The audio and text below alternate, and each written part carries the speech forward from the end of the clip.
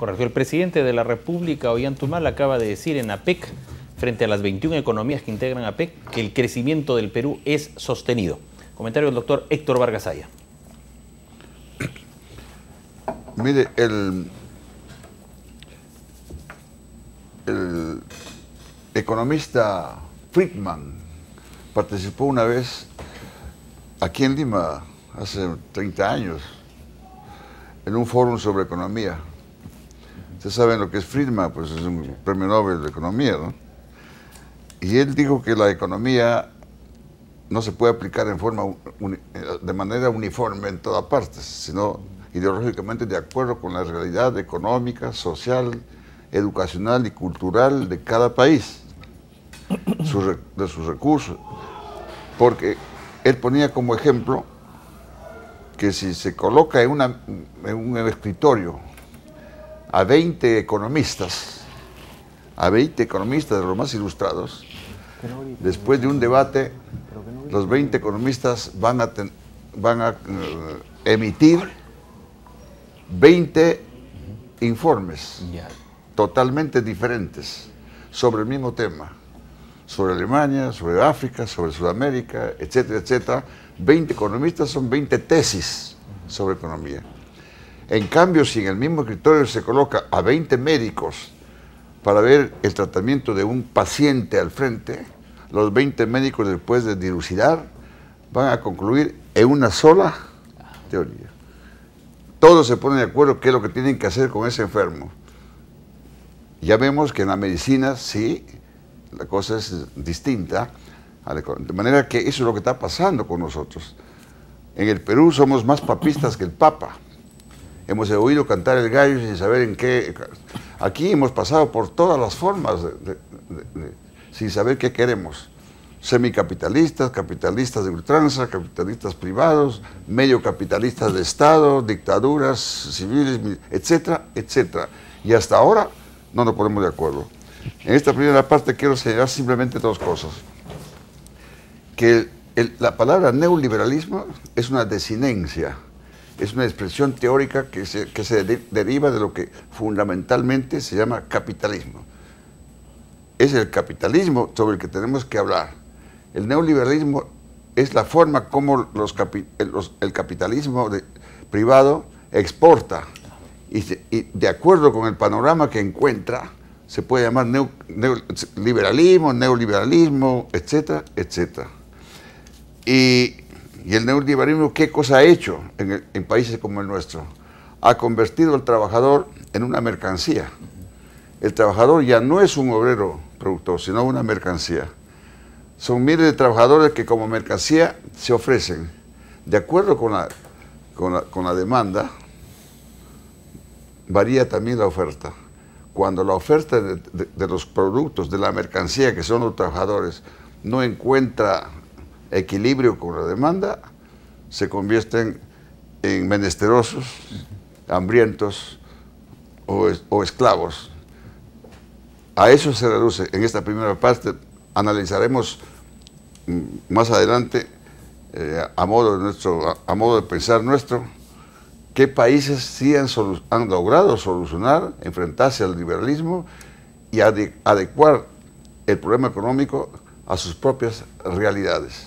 Correcto, doctor. Vamos con la opinión de Julio Heredia. Solamente quiero recordar que dentro de un momento estaremos con otro punto que habla Alan Greenspan. Ya en la primera parte fue muy claro Alan Greenspan y dijo que ya no hay competencia, que ya no hay mercados libres. Imagínense el golpe certero que da Alan Greenspan a este exceso del capitalismo denominado neoliberalismo. Julio Heredia.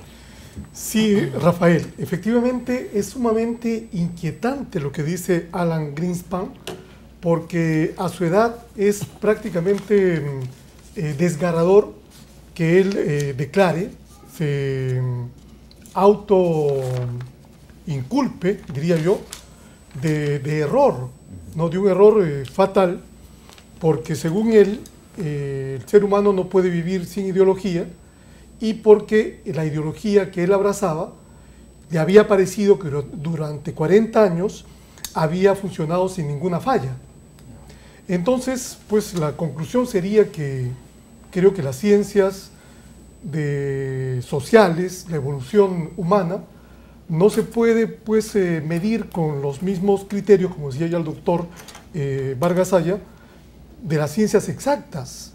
Ya quizás Marx fue el primer economista y el primer filósofo en cometer ese gran error, ¿no?, de pretender que su teoría filosófica era o funcionaba tal cual una ciencia exacta y que por tanto la sociedad iba a evolucionar según el esquema que él había armado de la evolución social, de la dialéctica social.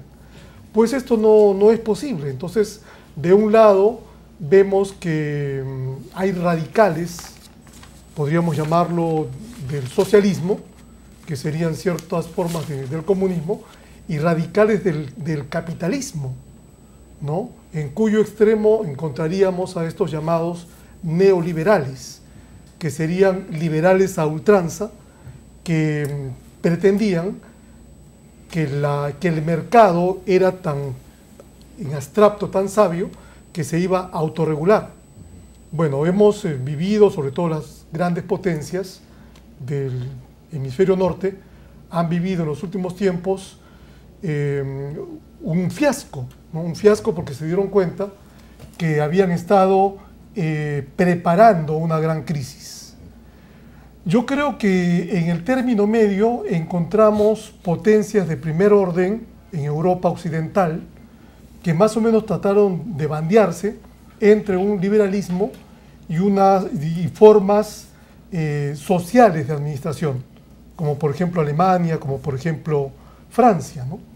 La Inglaterra de Margaret Thatcher, por ejemplo, pretendió también que se podía dejar el mercado autorregularse y que el mercado podía ser más sapiente que el hombre que conduce, que el político que conduce la sociedad. Bien, una apreciación inicial de nuestro panel. Recuerden, en la primera parte Alan Greenspan no solo señaló que ya no hay competencia, que no hay mercados libres, sino que la regulación falló. Imagínense, si la regulación falla, y nosotros lo conocemos por experiencia cuando hablamos de la autorregulación de la televisión, peor va a ser, pues. ¿Cuántas veces Pepe ha demostrado que la autorregulación no funciona en nuestro medio? Muy bien, vamos a abrir los teléfonos, ya viene esa segunda parte de Alan Greenspan y mucho más en el programa. Usted tiene el tema. ¿Cómo se puede contrarrestar al neoliberalismo? ¿Cómo contrarrestar a este exceso? ¿Es ideología correcto? Así está definida. Pero usted, ¿cómo evalúa los resultados que se dan en nuestra economía a partir del ultra neoliberalismo o neoliberalismo? Buenas noches. Buenas noches. Bienvenido. Evidentemente los puntos de vista no dejan de ser aleccionadores y precisos. Sin embargo, una sugerencia para la observación final. El asunto es que tenemos que ver que de la óptica del neocolonialismo. Esto a su vez considera al capital social como un recurso humano gastado. Aplicamos esto en función a un trabajo multidisciplinario que podría tranquilamente integrarse en este instante con especialistas en antropología, sociología y psicoanálisis de mercado. Por otro lado, la posición que están haciendo los panelistas me parece muy lúcida. Sin embargo, entendamos que tenemos que dirigirnos a un público que ha sido, aunque suene duro el término, descerebrado en el proceso del descentralización. Del año 1990 a la fecha ha habido todo un aparato. La parafernalia compuesta por el Fondo Monetario Internacional, Banco Mundial, Banco Interamericano de Desarrollo, la FAO, la UNESCO y todos los demás han hecho básicamente que se esté viviendo una utopía. Vivimos en el consumismo compulsivo, el descerebramiento y posteriormente la brutalización de las sociedades.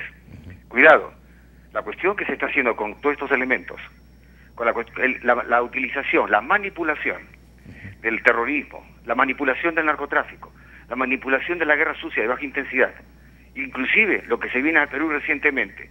Tenemos el 1 y 2 del presente, la tercera cumbre de ASPA, las elecciones en Venezuela y Estados Unidos, la eurozona. Todos esos conflictos en su conjunto van a hacer que el Perú se convierta prácticamente en la panacea para inversionistas piratas. Señores, muy amable por esto, ha sido una observación elemental y silvestre. Correcto, muchas gracias por su aporte realmente valiosísimo.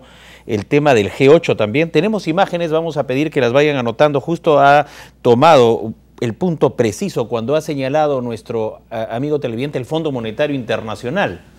para ver al Fondo Monetario Internacional, que tiene su sede, ¿cierto?, la Reserva Federal de Estados Unidos, Wall Street, en todo este juego, el Banco Mundial, el Banco Interamericano, el G8. ¿Qué es lo que están haciendo estos grupos de poder en el mundo? Vamos con un comentario de nuestro panel y, lógicamente, vamos a ir después a una pausita. Muy rápido el comentario de nuestro panel. Pepe Rocha. Sí, para ser breve, Rafael, yo creo que acá hemos tenido una primera conclusión, digamos, ¿no es cierto?, en que las sociedades no son quietas y las ideologías, por lo tanto, no pueden ser quietas y no pueden ser únicas y no pueden ser permanentes en su núcleo. Tienen que ser variantes, como es la sociedad. Doctor Vargas Aya, ¿coincide con el televidente cuando ha dicho que se ha descerebrado a la gente de los años 90 hacia acá, por ejemplo, en este tema? No solo se ha descerebrado, se ha alienado a la gente. Alienado. Existe una alienación ideológica desde el punto de vista moral, económico. Y fíjense ustedes, nos hemos olvidado de algo. Si nosotros preguntamos a los que dirigen, a los líderes de la economía peruana, latinoamericana, pero hay diferencias en Latinoamérica, no se han dado cuenta, o si se han dado cuenta no quieren darse cuenta o no quieren explicar. El liberalismo, uno debe enfocarlo desde el punto de vista del capitalismo en sus diferentes formas. En el mundo que yo conozca, actualmente el capitalismo tiene tres rostros. El capitalismo privado, el capitalismo de Estado y el cooperativismo. Correcto. El capitalismo privado es la explotación del hombre por el hombre. El capitalismo de Estado, que puede ser comunismo o socialismo, es la explotación del hombre por el Estado. Más adelante vamos a explicar de qué se trata, qué cosa significa el cooperativismo. Si ese es un término medio distinto a los dos sistemas que acabo de señalar. Correcto. Regresamos entonces después de la pausa con Julio Heredia y su comentario, teléfonos abiertos, imágenes del Fondo Monetario Internacional, Banco Mundial, estos entes que están siendo cuestionados. Regresamos.